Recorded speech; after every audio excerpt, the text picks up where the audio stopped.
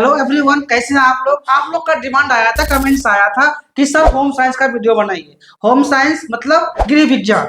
तो आप लोग को देखते हुए हमने गृह विज्ञान का जो प्रीवियस ईयर क्वेश्चन पेपर है पाटलिपुत्र यूनिवर्सिटी का है, और ये आप लोग के लिए मिथिला यूनिवर्सिटी का और पाटलिपुत्र यूनिवर्सिटी का जो भी तैयारी कर रहे हैं एग्जाम का, उन सब के लिए प्रीवियस ईयर है। प्रीवियस ईयर कभी कभी रिपीट करता है, इसलिए आप लोग के डिमांड के अकॉर्डिंग ही हमने प्रीवियस वीडियो तैयार किया है। आपको राजेश सर इसके बारे में A to Z यानी कि 1 से 50 तक क्वेश्चन का एक्सप्लेन करेंगे विथ आंसर। इस वीडियो को हमने वन शॉट में कवर करा है, तो मतलब कि एक पेपर का पूरा हो एक्सप्लेनेशन के साथ हम वीडियो आपको देंगे और पूरा जो है उसमें क्लैरिटी रहेगा। कोई भी अगर तरह का कोई भी किसी भी तरह का आपको अगर क्वेरी रहता है तो आप हमें कमेंट सेक्शन में लिखें, क्योंकि आप ही लोगों के कमेंट्स को देखते हुए हमने इस वीडियो को बनाने का जो है इस बार जो है कोशिश करा है। तो कहीं किसी तरह का क्वेरी रहता है तो आप जरूर बताएं हमें। धन्यवाद। आप लोग को जो भी कंफ्यूजन होगा, जो भी क्वेश्चन में डाउट रहेगा, आप कमेंट्स कीजिएगा, आपको कमेंट्स का एक्सप्लेन किया जाएगा टाइम टू टाइम। चलिए बढ़ते हैं वीडियो की ओर। जो है उसको रिपीट कर दिया जाता है पिछले साल की क्वेश्चन को। तो चलिए बढ़ते हैं हम क्वेश्चन की तरफ। तो यहाँ पे हमारे पास पहला क्वेश्चन है कि खाद्य संरक्षण में यानी कि सुरक्षित रखने में प्रासरण की जो प्रक्रिया होती है उसकी क्या भूमिका है। तो पहला ऑप्शन है कि यह माइक्रोबायल कोशिका को निर्जलीकृत किया जाता है। निर्जलीकृत करने का मतलब कि उसमें से पानी को खत्म कर दिया जाता है। जैसे कि हम लोग अचार बनाने के समय क्या करते हैं कि उसको बढ़िया से सुखाते हैं ताकि उसका पानी खत्म हो जाता है, निर्जलीकरण। तो ये तो सही है। उसके बाद बी नंबर ऑप्शन है कि यह भोजन को संरक्षित करने के लिए भी निर्जलीकृत किया जाता है। तो भोजन को संरक्षित रखने के लिए निर्जलीकरण करना ये सही है, प्रिजर्व करने के लिए। तो दोनों ऑप्शन ए एंड बी दोनों सही है। तो यहाँ पे आप जो है सी नंबर ऑप्शन पे टिक करना। सी नंबर ऑप्शन जो है यहाँ पे सही है। चलिए बढ़ते हैं। नेक्स्ट क्वेश्चन है यहाँ पे कि जैम बनाने के लिए, जैम यानी कि हम लोग हम अपने यहाँ जो घर में जो बनाते हैं अचार वगैरह, तो जैम बनाने के लिए निम्नलिखित में से किसकी आवश्यकता है। तो जैम बनाने के लिए पेक्टिन, एसिड, चीनी, उपरोक्त सभी। तो इन तीनों चीज की आवश्यकता होती है। तो ऑप्शन नंबर डी सही होगा, क्योंकि जैम बनाने में पेक्टिन का काम होता है कि गाढ़ापन लाए। तभी आम का अचार हो या कोई भी आप जो जैम खाते हैं, तो ये केचप वगैरह लेते हैं, तो सब देखिए गाढ़ापन होता है तो किसके वजह से, तो पेक्टिन के वजह से होता है। और अम्ल जो है पेक्टिन को सेट करने में मदद करता है। अम्ल यानी कि एसिड जो इस्तेमाल होता है इसमें, उसका इस्तेमाल होता है पेक्टिन को सही तरीके से मिक्सअप करने में। और जो है चीनी का काम होता है कि स्वाद के लिए। तो कुल मिलाकर के इन तीनों की जरूरत होती है। तो ग्रुप जो है ऑप्शन नंबर डी सही होगा। नेक्स्ट क्वेश्चन है कि उच्च चाय यानी कि हाई टी, ठीक है। उच्च चाय का मतलब है कि प्लेट में रखे हुए सामान से भरी मेज पर एक उच्च समर्थित कुर्सी पर बैठकर चाय पीना। यह शब्द किस देश से उत्पन्न हुआ है। तो आप सभी को पता होगा जो हमारे देश पे 200 साल से राज कर रहे थे, तो कहीं ना जो है चाय का जो है सबसे पहले जो है यूज करना उन्होंने ही किया था। तो यहाँ पे कुछ अब जो है डिस्कशन की जरूरत ही नहीं है, ब्रिटेन यहाँ पे सही आंसर होगा। चलिए नेक्स्ट है कि मेस में किस प्रकार का मेनू का पालन किया जाता है। मेस में जो है किस प्रकार के मेनू का पालन किया जाता है। तो इसमें जो है एक है table, d'hote menu, d'hote menu, a la carte menu, चक्रीय मेनू और निश्चित मेनू। तो मेस में जो है एक निश्चित मेनू का इस्तेमाल किया जाता है कि जो है एक जो है आज जो फिक्स है, आज के जो है मतलब संडे को जो फिक्स होगा संडे के खाने में वो वही दिया जाता है। तो ऐसा नहीं कि बदलाव किया जाता है, लेकिन लंबे समय पे क्या आता है उसका मेनू एकदम फिक्स रहता है। तो जो है इसमें ऑप्शन नंबर डी सही होगा, क्योंकि जो मेनू होटल हो गया या जहाँ सेना का स्थल हो गया, सेना सब जहाँ रहते हैं अपने कैंप में, वहां भी उन लोगों का मेनू चलता है। तो सारे चीजों को सही तरीके से रखने के लिए मेनू को जो है फिक्स रखा जाता है। नेक्स्ट है निम्नलिखित में से, फिफ्थ नंबर क्वेश्चन में देखिए, निम्नलिखित में से किस संगठन से हरित क्रांति की शुरुआत करने में अग्रणी भूमिका निभाई। तो ये चार जो है यहाँ पे हमारे पास संगठन है एक है ICAR, एक है ICMR, एक है यूनेस्को, एक है FAO। तो आपको पता होना चाहिए कि जो है ये हरित क्रांति की जो ये रिलेट करता है वो कृषि से संबंधित, खेती बाड़ी से संबंधित। तो ICAR जो है इसका संस्था है, तो वो है हमारे भारत के कृषि में जो है नया जो है हरित क्रांति को जो है बढ़ावा देने के लिए उन्होंने बहुत काम किए हैं। तो ICAR यहाँ पे सही आंसर होगा, यानी कि ऑप्शन नंबर 1 जो है टिक कीजिए। नेक्स्ट है यहाँ पे 6 नंबर की लिखित संचार का प्रमुख नुकसान क्या है। जो लिखित संचार होता है उसका सबसे बड़ा नुकसान क्या है। तो ऑप्शन यहाँ पे 4 दे रखा है कि यह संचार का अस्थायी साधन है, ऐसा नहीं है। यह तैयार रिकॉर्ड और संदर्भ प्रदान करता है, और यह न तो सटीक है और न ही स्पष्ट है, ऐसा भी नहीं है। तो यहाँ पे ऑप्शन नंबर लास्ट ऑप्शन है कि यह समय लेने वाली और खर्चीली है ना। तो हाँ, बिल्कुल समय लेता है ये और खर्चीला भी है, क्योंकि आप कोई भी चीज पोस्ट करते हैं तो उसको उसके लिए अलग से पैसे देना पड़ता है। स्पीड पोस्ट करने के लिए हम लोग डाकघर में पैसे देते हैं एक्स्ट्रा। तो यहाँ पे ऑप्शन नंबर डी सही होगा। 7 नंबर क्वेश्चन है कि निम्नलिखित में से कौन मौखिक संचार नहीं है। व्याख्यान, मौखिक यानी कि ओरल, उसके बाद जो है टेलीफोन, सम्मेलन, गतिकी। तो इसमें जो है ऑप्शन नंबर डी सही होगा। काइनेटिक्स इसमें जो है मौखिक संचार नहीं है। टेलीफोन तो मौखिक होता है ना, बात करते हैं फोन। व्याख्यान, सम्मेलन में बात करते हैं, वो भी लिखित थोड़ी ना होता है, वो भी तो माइक में भाषण देते हैं तब होता है। तो मौखिक संचार में जो है काइनेटिक्स होगा। काइनेटिक्स जो है ये इसमें मौखिक संचार में नहीं आता है। चलिए ये क्योंकि गतिकी या काइनेटिक्स जो इंग्लिश में काइनेटिक कहते हैं, हिंदी में गतिकी। तो गतिकी जो है कुछ ये एक सिद्धांत है, इस सिद्धांत के ऊपर के द्वारा जो है काम किया जाता है। ठीक है, ये शारीरिक संकेतों पर निर्भर करता है। तो जो शारीरिक संकेत मतलब एक तरह से कहिए बॉडी लैंग्वेज, जैसे पानी ले पीना है तो हम लोग हाथ से इशारा करते हैं कि पानी दीजिए, तो गतिकी में वो आ जाता है, गतिकी सिद्धांत में। लेकिन मौखिक संचार में व्याख्यान, टेलीफोन और सम्मेलन होगा। तो ऑप्शन नंबर आपका जो है यहाँ पे क्या होगा, डी होगा। ठीक है, ये सब ऑप्शन नहीं होगा, ये ए बी सी नहीं होगा, यहाँ पे डी होगा। 8 नंबर में देखिए कि संचार प्रक्रिया में किसे एनकोडर के रूप में यूज किया जाता है। तो प्रेषक, रिसीवर, प्रेषक यानी कि सेंडर कहते हैं उसको। तो प्रेषक, रिसीवर यानी कि प्राप्त करने वाला, चैनल या माध्यम। तो संचार प्रक्रिया में एनकोडर का काम क्या करता है, सेंडर करता है। नेक्स्ट, संदेश भेजने वाले को सेंडर कहता है जी। 9 नंबर में देखिए क्वेश्चन है कि अनुसूची का प्रयोग किस प्रकार के सूचना दाता के लिए किया जाता है। अनुसूची को इंग्लिश में कहता है schedule. Schedule is used for which type of respondent. तो किस प्रकार का प्रयोग किस प्रकार के सूचना दाता के लिए किया जाता है, शिक्षित, अशिक्षित, दोनों या उपयुक्त में से कोई नहीं। तो ये जो शेड्यूल अनुसूची का प्रयोग किया जाता है जो अशिक्षित व्यक्ति हैं, जो पढ़े लिखे नहीं हैं, तो उनके लिए अनुसूची का प्रयोग किया जाता है।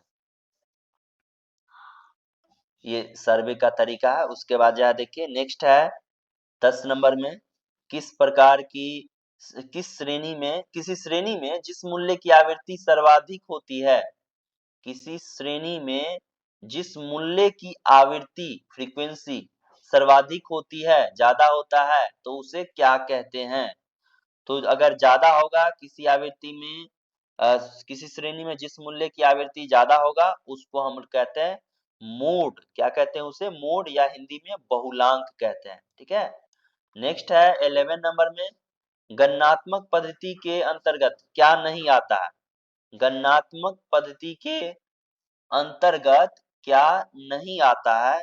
तो ऑप्शन नंबर सी इसका सही होगा, व्यक्ति।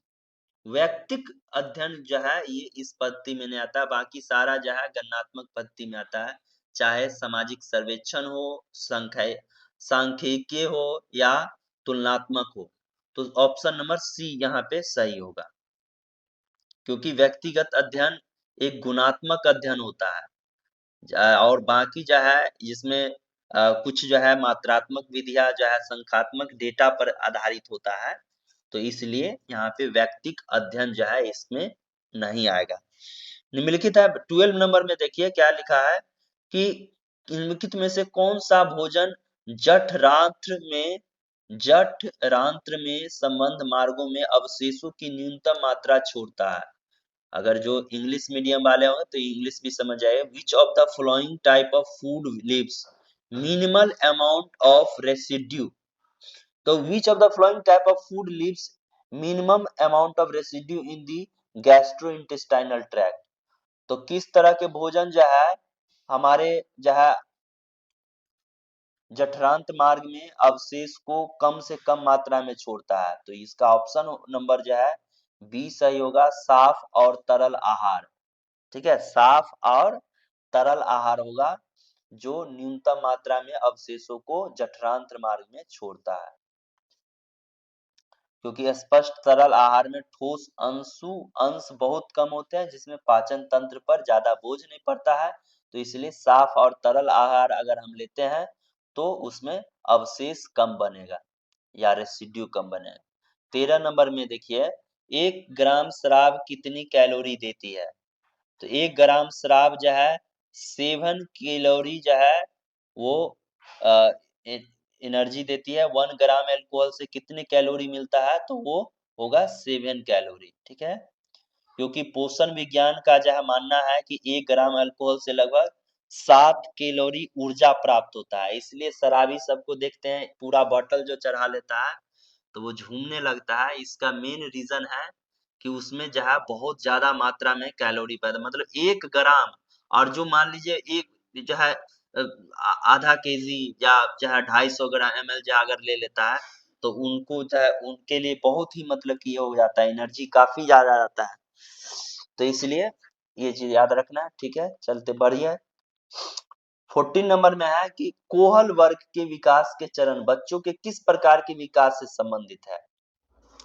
तो कोल वर्ग के विकास के चरण बच्चों के विकास, तो कोल वर्ग का सिद्धांत होता है नैतिक निर्णय और नैतिकता के विकास पर केंद्रित है। ठीक है, तो इस अनुसार जो है यहाँ पे ऑप्शन नंबर सी सही होगा, क्योंकि कोल वर्ग का एक ही सिद्धांत है, यानी कि एक ही नियम है कि नैतिक निर्णय यानी कि मोरल वैल्यू को जो है बढ़ाना है, मॉरल वैल्यू के विकास को जो है लेकर के पर केंद्रित आधारित है। तो इस अनुसार से इस क्वेश्चन का आंसर जो है सी होगा, ऑप्शन नंबर सी सही होगा, नैतिक विकास। चलिए नेक्स्ट है 15 नंबर क्वेश्चन में पियाजे के संज्ञानात्मक विकास के चरणों के अनुसार किस उम्र में बच्चे सेंसोरोमोटर और ज्ञानेंद्रिय अवस्था से गुजरते हैं। ठीक है, तो ये जो अवधि होता है वो 0 से 2 वर्ष के अवधि होता है, जिसमें बच्चे सेंसोरोमोटर और ज्ञानेंद्रिय अवस्था से गुजरता है। और इस समय को बहुत मतलब कि ऐसा कह सकते हैं हम कि कुम्हार का माटी के समान होता है बच्चा। उसको जिस जो है बर्तन में ढालना चाहिएगा उस बर्तन में वो ढल जाएगा। आपको उस पे जो है काम करना है, क्योंकि बच्चे के माइंड पूरा खाली रहता है। उसको जैसा चीज आप जो है उसमें जो है दीजिएगा वैसा वो बनेगा। तो बच्चे का जो है 0 से 2 वर्ष की उम्र में इस चरण में जो है बच्चे जो है अपनी इंद्रियों और गतिशीलता के माध्यम से, मूवमेंट के माध्यम से दुनिया को समझने की कोशिश करता है। ऐसा मतलब कि पियाजे का सिद्धांत कहता है। ठीक है, आगे बढ़ते हैं। 16 नंबर क्वेश्चन है कि विकासात्मक कार्य का उद्देश्य क्या है। विकासात्मक कार्य का उद्देश्य क्या है, what is the purpose of developmental task. Developmental task या विकासात्मक कार्य का उद्देश्य क्या है। तो इसमें विकास वे दिशा निर्देश के रूप में कार्य करते हैं, हाँ बिल्कुल करते हैं। उसके बाद है बी, वे प्रेरक शक्ति के रूप में कार्य करते हैं, हाँ प्रेरणा का स्रोत होता है। उसके बाद वे माता पिता और शिक्षकों को बताते हैं कि भविष्य में बच्चे से क्या अपेक्षा की जाएगी, बच्चे से अपेक्षा क्या की जाएगी। और तो ये तीनों ऑप्शन सही है, तो इसलिए ऑप्शन नंबर डी यहाँ पे आपका सही होगा। ठीक है, क्योंकि बाल विकास अध्ययन सोसाइटी जो है इस चीज को बताता है कि विकासात्मक कार्य बच्चों के लिए मार्गदर्शन, प्रेरणा और भविष्य में अपेक्षाएं को निर्धारित करता है। तो इस अनुसार ऑप्शन नंबर डी सही होगा। 17 नंबर क्वेश्चन में है प्रबंधन प्रक्रिया यानी कि मैनेजमेंट का जो प्रोसेस है उसमें निम्नलिखित में से कौन सा क्रम सही है। इसमें पूछा जा रहा है कि इसमें से आप सही क्रम को, सही सीक्वेंस को सेलेक्ट कीजिए, करेक्ट सीक्वेंस को सेलेक्ट करना है।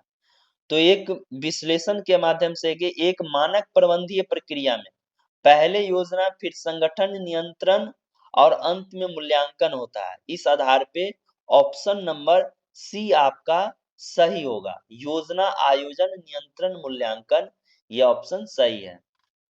नेक्स्ट है ऑक्सीकरण की उपस्थिति में, ऑक्सीजन की उपस्थिति में पाइरुविक एसिड ऊर्जा प्रदान करने के लिए क्रेब्स चक्र में प्रवेश करता है। जब तो अभी हम बात कर रहे थे ऑक्सीजन की उपस्थिति में, 18 नंबर क्वेश्चन में है कि ऑक्सीजन की उपस्थिति में पाइरुविक एसिड ऊर्जा प्रदान करने के लिए क्रेब्स चक्र में प्रवेश करता है जब ऑक्सीजन की कमी होती है। तो ऑक्सीजन की कमी होगा तो पाइरुविक एसिड मतलब किस में कन्वर्ट करता है, यही पूछा जा रहा है इसमें। तो देखिए कि जो ऑक्सीजन की कमी में पाइरुविक एसिड जो है एनारोबिक ग्लाइकोलाइसिस द्वारा लैक्टिक एसिड में परिवर्तित हो जाता है, यानी ऑप्शन नंबर इसमें बी आपका सही होगा, लैक्टिक एसिड होगा। ठीक है, चलिए बढ़ते हैं नेक्स्ट पे। जब कार्बोहाइड्रेट और कार्बोहाइड्रेट और प्रोटीन जो है वो एक साथ पकाया जाता है तो यह भोजन को एक सुंदर भूरा रंग देता है। इस प्रक्रिया को क्या कहा जाता है, इस प्रक्रिया का पूछ रहा है कि इस प्रक्रिया को हम क्या कहते हैं। तो यह प्रक्रिया प्रोटीन और शर्करा के बीच में होता है जिसके जिसके वजह से भोजन में सुनहरा रंग और जो है एवं स्वाद उसका जो है बनता है। तो इसका ऑप्शन नंबर ए जो है वो सही होगा, मिलार्ड रिएक्शन। ठीक है, तो ये रिएक्शन जो है इस वजह से जो है भोजन एक सुंदर भूरा रंग में बदल जाता है। ठीक है, इसलिए इस प्रक्रिया का जो नाम है वो है मिलार्ड रिएक्शन।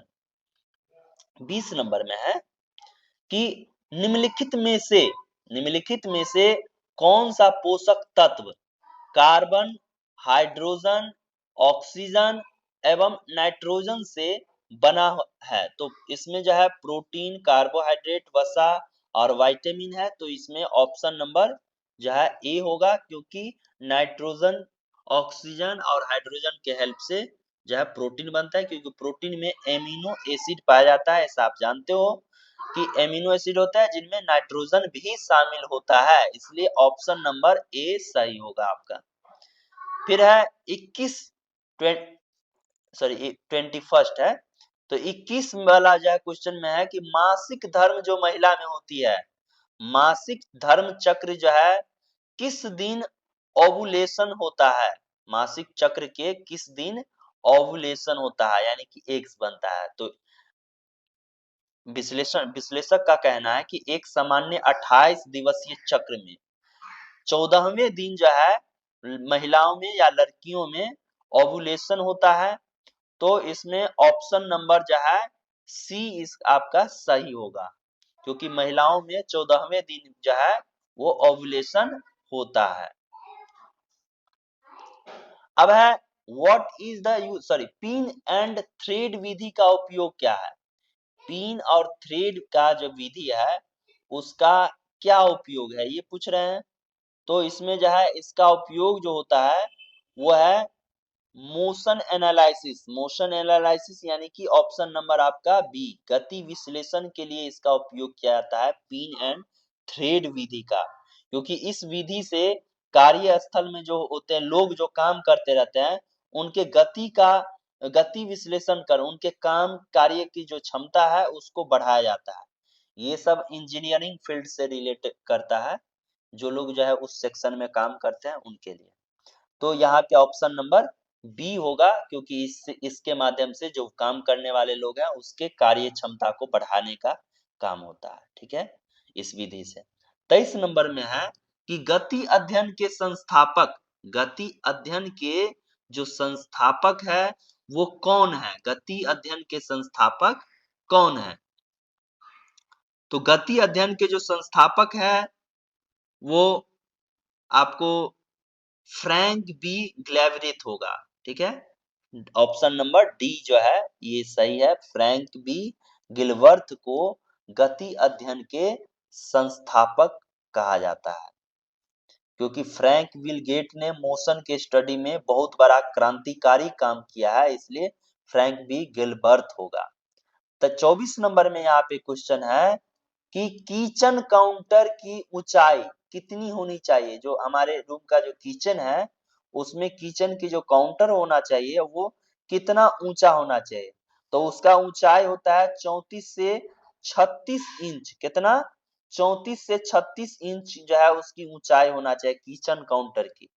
ये जो है इंजीनियर जो होते हैं, इंटीरियर डिजाइनर, वो ये डिसाइड करते हैं। और ये जो इंटरनल जो है उसका जो है 34 से 36 जो है इसका सही जो है इसका ऊंचाई माना जाता है, इसलिए सही इसी को एक्सेप्टेड किया गया है वर्ल्ड वाइड। 25 नंबर में है कि सिलाई का गतिविधि के लिए प्रकाश का अनुशंसित स्तर क्या है? यानी कि जब आप कपड़ा उपड़ा जो सिलाई उलाई करते हैं तो उसके लिए जो है एक फिक्स रखा गया है लाइट का, वो कितना से कितना होना चाहिए? तो वो 1000 से 2000 लक्स होगा। कितना? 1000 से 2000 लक्स, यानी कि ऑप्शन नंबर ए होगा, क्योंकि ओसा एवं और भी ऐसे जो है प्रमाणित करता है एर्गोनॉमिक मानक के अनुसार सूक्ष्म काम करने के लिए, यानी कि महीन काम करने के लिए 1000 लक्स या उससे अधिक जो है लाइट का आवश्यकता होती है। तो 26 नंबर में देखते हैं कि किस समस्या के निदान के लिए कारणों को जानने के लिए किया जाने वाला जो सर्वेक्षण क्या कहलाता है?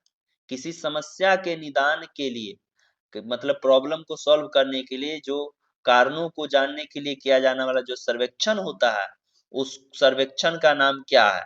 तो सर्वेक्षण का नाम है डायग्नोस्टिक सर्वे, यानी कि हिंदी में कहेंगे तो निदानात्मक निदानात्मक सर्वेक्षण। क्या कहते हैं उसे? निदानात्मक सर्वेक्षण। निदान माने कि समस्या को सुलझाना। क्योंकि डायग्नोस्टिक सर्वे किसी समस्या के जो मेन कारण होता है उसकी पहचान करने में वो सहायक होते हैं। नेक्स्ट क्वेश्चन है कि महिला जो आंगनवाड़ी जो सेवाएं किस सरकारी योजना के तहत आता है? आंगनवाड़ी में जो महिला सेवा देती है वो किस माध्यम से आता है? तो आंगनवाड़ी वाली सेवाएं भारत की एकीकृत बाल विकास सेवा आईसीडीएस के माध्यम से होता है, तो इसलिए ऑप्शन नंबर आपका बी सही होगा। आईसीडीएस इस योजना के अंतर्गत जो है आंगनवाड़ी का जो है संचालन होता है। ठीक है, ऐसा आईसीडीएस के वेबसाइट पे दिया गया है, आप वहां से भी डिटेल में जानकारी प्राप्त कर सकते हैं, या आपके सिलेबस में भी होगा। तो कोनिय स्टोमाइटिस किस विटामिन की कमी की कारण होता है? एक कोनिय स्टेमाइटिस जो है वो किस विटामिन के कमी से होता है? तो विटामिन बी2 है, इसके कमी से ये बीमारी होती है। तो यहाँ पे विटामिन बी2 पे आप टिक कीजिए, यानी कि ऑप्शन नंबर बी।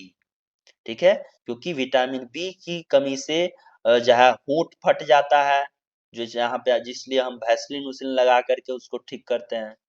जलन वलन फटने उठने की समस्या आती है, किसी किसी का तलवा फट जाता है, तो ये सब जो कारण होता है वो विटामिन बी2 की कमी के वजह से होता है। इसके लिए जहाँ आप हरी साग सब्जी खाए तो ठीक होगा। ऑप्शन नंबर आप देखिए तीसरा 29 में है कि एक महीने में 2 बार प्रकाशित होने वाले जर्नल को क्या कहते हैं? तो एक महीने में 2 बार अगर प्रकाशित होता है तो उसको कहते हैं सेमी मंथली, यानी कि इसको हम कह सकते हैं कि अर्धमासिक जर्नल। अर्ध माने आधा, मासिक माने कि महीना। आधा महीना पर आने वाले को क्या कहते हैं, 2 बार आने वाले को कहते हैं अर्धमासिक जर्नल। ठीक है। 30 नंबर में देखिए यहाँ पे, अनुसंधान करने में पहला कदम क्या है? अनुसंधान करने में मतलब रिसर्च करने में, रिसर्च वगैरह हम लोग करते हैं ना, तो रिसर्च करने में पहला कदम क्या है? तो रिसर्च करने का जो पहला कदम होगा वो है समस्या का पहचान करना। ठीक है। समस्या आप पहचानिएगा तभी ना आप रिसर्च कीजिएगा। आप देखिए क्वेश्चन नंबर 31 में है, क्लोन पत्रिका की पहचान कैसे की जा सकती है? क्लोन माने कि आप कह सकते हैं नकल। तो क्लोन जर्नल की पहचान जो है हम यूजी केयर स्कोपस के विवरण से कर सकते हैं, यानी कि ऑप्शन नंबर डी सही होगा, क्योंकि ऐसा मानना है कि विश्वसनीय डेटाबेस जो है ये यूजीसी केयर और स्कोपस, ये दोनों जो है विश्वसनीय सबसे ट्रस्टेड जो है डेटाबेस है। इसके माध्यम से हम जर्नल की जानकारी हम वेरीफाई यानी सत्यापित कर सकते हैं कि वो सही है कि नहीं, कि छाप छुप के लाया है। तो क्लोन पत्रिका का प्रकाशित जो पहचान जो की जाती है वो यूजीसी केयर के माध्यम से, सूची के माध्यम से और स्कोपस के माध्यम से। ये सबसे बड़े विश्वसनीय डेटाबेस है। तो किसी भी जर्नल का जो है रिसर्च बाद में उसका सही सत्यापन इसी के माध्यम से होगा। तो ऑप्शन नंबर डी आपका सही है। अब देखिए 32 में है कि निम्न में से कौन सा उच्च फाइबर आहार के बारे में सच नहीं है? मतलब ऐसा कौन सा इसमें फैक्ट है जो गलत जो है? तो यहाँ पे ऑप्शन नंबर डी आपका सही होगा कि यह गुर्दे की समस्या वाले व्यक्ति को दिया जाता है। तो उच्च फाइबर वाले आहार के बारे में जो सच जो नहीं सही नहीं है वो है ये कि गुर्दे की समस्या वाले यानी कि किडनी के समस्या वाले व्यक्ति को दिया जाता है। क्योंकि मान ली उच्च फाइबर उसको न दिया जाएगा जिसको जो है किडनी बढ़िया है, मजबूत है, जिसको गुर्दा का समस्या नहीं है। ये कह रहा है गुर्दे की जिसको समस्या हो उसको उच्च फाइबर मतलब कि हार्ड फूड दिया जाएगा तो वो तो जो है नहीं उसको जो है पचा पाएंगे। तो ऑप्शन नंबर डी सही होगा। बाकी जो है ऑप्शन यहाँ पे फाइबर की बढ़ी हुई मात्रा विभिन्न खाद्य स्रोतों से आनी चाहिए, ये सब सामान्य व्यक्ति के लिए है। ठीक है। तो ऑप्शन नंबर डी ही यहाँ पे 32 में सही होगा। अब है 33 में देखिए, और एक और फैक्ट बता देते हैं क्यों ऐसा होता है कि गुर्दे की समस्या वाले व्यक्ति को ऐसा क्यों नहीं करना चाहिए, क्यों नहीं देना चाहिए हाई फाइबर वाला?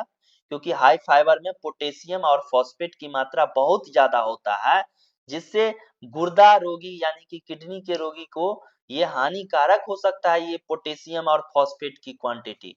ठीक है। इसलिए हम ये नहीं देते हैं। चलिए नेक्स्ट क्वेश्चन है हमारे पास 33 नंबर। 33 नंबर में देखिए कि चंद्रमा जैसा चेहरा किस बीमारी की पहचान है? माने चंद्रमा जैसा आपका चेहरा हो गया तो वो कैसे, क्यों, कौन से बीमारी के वजह से होता है? तो ये होता है आपको क्वासियोरकर के वजह से। आप जो है क्लास 4-5 में भी पढ़े होंगे, बहुत ही सारे क्लास में ये बताया गया ऑलरेडी। फिर भी जहाँ आप ये जानकारी के लिए समझ लीजिए कि प्रोटीन की कमी से ही क्वासियोरकर होता है, जिसके वजह से चेहरा में सूजन आ जाता है और इस वजह से हमारा जो चेहरा है वो चंद्रमा के जैसा दिखता है। तो ठीक है, ऑप्शन नंबर ए सही होगा इसमें। 34 में है कि सीलिएक रोग में निम्नलिखित में से कौन सा प्रतिबंधित है, मतलब कौन सा चीज बैन है ना? कि which of the following is restricted in celiac disease. तो सेलियक डिजीज में जो है आपको सूजी का जो है यूज करना मतलब कि इसको रेस्ट्रिक्ट किया गया है, प्रतिबंधित है। ठीक है। सूजी का इस्तेमाल नहीं करना है जो हम लोग हलवा बनाने के लिए करते हैं। ठीक है। क्योंकि ऐसा इसलिए क्योंकि सेलियक रोग में ग्लूटेन की वजह से सूजी का सेवन जो है वो अच्छा नहीं होता है। अब है 35 नंबर में हंगर। हंगर कौन सा हार्मोन भूख लगाने वाले हार्मोन के रूप में जाना जाता है? मतलब पूछ रहा है कि कौन सा ऐसा हार्मोन है जो भूख लगाने वाले हार्मोन के रूप में जाना जाता है? तो भूख लगाने वाले हार्मोन के रूप में हम जो है एंड्रोनलिन तो जो है जो होता है वो ज्यादा भूख लगाने की काम जो है इसमें नहीं करेगा, तो ऑप्शन नंबर ये गलत होगा। बी भी जो है इसमें ऑप्शन सही नहीं है, थायरॉक्सिन भी नहीं होगा।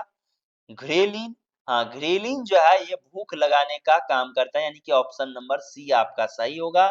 लेप्टिन भी नहीं होगा, ठीक है, क्योंकि घ्रेलिन हार्मोनिक भूख बढ़ाने में सबसे इंपॉर्टेंट होता है घ्रेलिन, ठीक है, क्या होगा घ्रेलिन, ऑप्शन नंबर सी 35 का सही होगा, ठीक है। अब है सुकन्या समृद्धि योजना, जो कि महिलाओं के या लड़कियों के लिए चलाया गया है। तो सुकन्या समृद्धि योजना को किस वर्ष में चालू किया गया था? तो ये 2015 में से शुरुआत किया गया। इसके माध्यम से जो है सुकन्या समृद्धि योजना का शुभारंभ 2015 से किया गया है, जिससे जो है महिलाओं को काफी लाभ होता है इससे। उसके बाद है 37 नंबर में कि पंचायती राज प्रणाली की शुरुआत सबसे पहले किस राज्य में शुरू हुआ? तो पंचायती राज का जो है सबसे पहले शुरुआत जो है राजस्थान से शुरू हुआ है, ठीक है, ऑप्शन नंबर डी सही होगा। 38 में देखिए कि निम्नलिखित में से किस साड़ी में पौराणिक दृश्यों से पल्लू पर दर्शाया जाता है? मतलब महिला की जो पल्लू जिससे जो है अपना घोग मतलब कि मुंह ढक के चलती है, तो उसमें जो है उस ऐसा चित्रण किया गया है जिससे जो है पौराणिक समय की चीजों को जो है देखने को मिलता है हमें। तो ऐसा कौन सा है साड़ी, किस साड़ी पे ऐसा होता है? तो साड़ी होगा यहाँ पे क्या, बालचूड़ी साड़ी जो होता है उस पे आज भी जो है ऐसा पौराणिक चीजें यानी कि पुराने जमाने की चीजों को दर्शाया गया है, ठीक है। तो ये कहाँ पे होता है? महिला के साड़ी के पल्लू पे होता है, ठीक है, क्योंकि बालूचरी साड़ी के पल्लू पर महाकाव्य एवं पौराणिक कथाओं को चित्र अंकित होते हैं, ठीक है, जो कि अच्छी बात है, हमारे भारत की संस्कृति को जो है एक आगे धागे की तरह पिरो के चलते हैं। 39 नंबर क्वेश्चन में है कि ओडिशा की इक्कत तकनीक को क्या कहते हैं? इक्कत तकनीक को हम कहते हैं बंधास, क्या कहते हैं? बंधास, तो ऑप्शन नंबर सी सही होगा, ठीक है, क्योंकि ओडिशा में पौराणिक इक्कत तकनीक को बंधास के नाम से ही जाना जाता है, ठीक है, हथकरघा अध्ययन कहते हैं, मतलब कि हाथ से जो काम किया जाता है उसको, ठीक है। इक्कत माने वही वहाँ हाथ से जो है जैसे कपड़ा उपड़ा का पहले कपड़ा भी बनाया जाता था हाथ से, अब धीरे धीरे ये प्रचलन खत्म हो रहा है, मशीन पे शिफ्ट हो गया सब कुछ। 40 नंबर में है ज्यामितीय रूपांकनों का उपयोग निम्नलिखित में से किस कढ़ाई में किया जाता है? ज्यामितीय कढ़ाई जो है अभी किस में होता है? तो कासीदा में, ऑप्शन नंबर ए आपका सही होगा। कासीदा कश्मीर का कढ़ाई करने का ज्यामितीय पैटर्न है, जबकि अब बंगाली में कत्था में अधिकतर फ्लोरल चित्रात्मक डिजाइन होता है। तो ये जो है कश्मीर का है, ठीक है, कासीदा कश्मीर याद रहेगा, ठीक है। याद करने की आगे देखिए 41 नंबर में निम्नलिखित में से कौन सा आवश्यक फैटी एसिड है? तब सबसे इंपॉर्टेंट फैटी एसिड इसमें सारा है, तो यहाँ पे ऑप्शन नंबर डी सही होगा।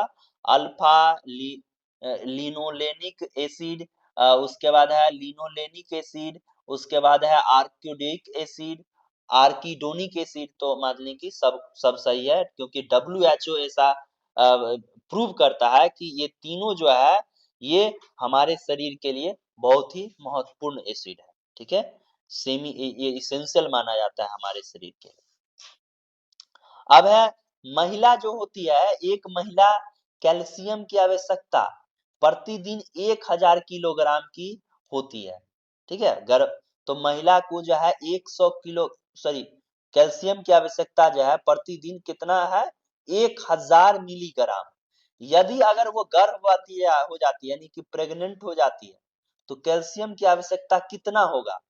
ठीक है, माने सामान्य दिनों में 1000 किलो मिलीग्राम है, तो प्रेग्नेंट होने के समय में, मतलब कि गर्भवती होने के समय में, गर्भवती है तो उस समय में उसको कितनी की जरूरत पड़ेगी? तो वो होगा 1200 मिलीग्राम, यानी कि 200 मिलीग्राम बढ़ जाएगा, ठीक है। अब बढ़ते हैं, नेक्स्ट क्वेश्चन है, ऐसा इसलिए 200 ग्राम बढ़ जाता है क्योंकि उसके गर्भ में पल रहे जो बच्चे की हड्डियों के विकास मतलब कि भ्रूण की हड्डियों के विकास के लिए महिलाओं को 1200 मिलीग्राम कैल्शियम की प्रतिदिन आवश्यकता होती है जब वो जो है गर्भवती रहती है तब। ठीक है, क्यों होता है? क्योंकि हड्डी का विकास होना जरूरी है, क्योंकि जब बच्चे उसमें आएंगे तो उसमें कहीं किसी तरह का परेशानी नहीं हो। डीएनए और आरएनए के बीच के अंतर पैदा करने वाले न्यूक्लिक एसिड है क्या? थाइमिन। क्या है? थाइमिन। हम जो है डीएनए का होता है एजीसीटी, एडेनिन, गुआनिन, साइटोसिन, थाइमिन, और यहाँ पे थाइमिन के जगह पे आरएनए में यूरेसिल हो जाएगा। ठीक है, 4 होता है ना, तो इस तरह से यहाँ पे थाइमिन जो होगा वो अलग होगा, क्योंकि डीएनए में थाइमिन पाया जाता है जबकि आरएनए में क्या पाया जाता है? यूरेसिल। ठीक है, यूरेसिल पाया जाता है। अब है 44 नंबर में, एएचए के अनुसार आहार में एसएफए, मुफ्फा और पुफ्फा का अनुपात क्या होना चाहिए? मुफ्फा पुफ्फा का अनुपात जो होगा वो 1:1 होगा, यानी कि ऑप्शन नंबर आपका बी सही होगा। ठीक है, ऑप्शन नंबर बी 1:1 का रेशियो होगा, क्योंकि अमेरिका के जो हृदय एसोसिएशन के अनुसार जो है वो संतृप्त यानी कि सैचुरेटेड, अनसैचुरेटेड और पॉली अनसैचुरेटेड वसा का अनुपात जो होता है वो 1:1 होता है, इसलिए यहाँ पे ऑप्शन नंबर बी आपका सही होगा। ठीक है, अब है 45 नंबर में कि निम्नलिखित में से कौन सी तकनीक पोषण की स्थिति का आकलन करने की प्रत्यक्ष तकनीक नहीं है? मतलब कि कौन सा तकनीक इसमें से नहीं है वो ढूंढ रहा है। तो 45 का ऑप्शन नंबर डी सही होगा। मृत्यु दर का सर्वेक्षण के लिए जो तकनीक है वो इसमें नहीं है, बाकी तीनों जो है वो सही होगा। आगे है 46 नंबर में कि विजुअल मर्चेंडाइजेस का क्या मतलब है? तो विजुअल मर्चेंडाइजेस का मतलब होता है उत्पादों को आकर्षक ढंग से प्रदर्शित करना। क्या करना? उत्पादों को आकर्षक ढंग से जहाँ प्रदर्शित करना, यानी कि ऑप्शन नंबर बी सही होगा आपका। उत्पादों को इस तरह से प्रदर्शित करना कि जो उन्हें आकर्षक और वांछनीय बनाए ताकि लोग उसको खरीदें। वर्चुअल मर्चेंडाइजिंग में स्टोर में उत्पादों की सजावट इस प्रकार की जाती है कि वे उपभोक्ता को अट्रैक्ट करे, आकर्षित करे खरीदने के लिए। ठीक है, तो इसलिए ऑप्शन नंबर इसमें बी सही होगा।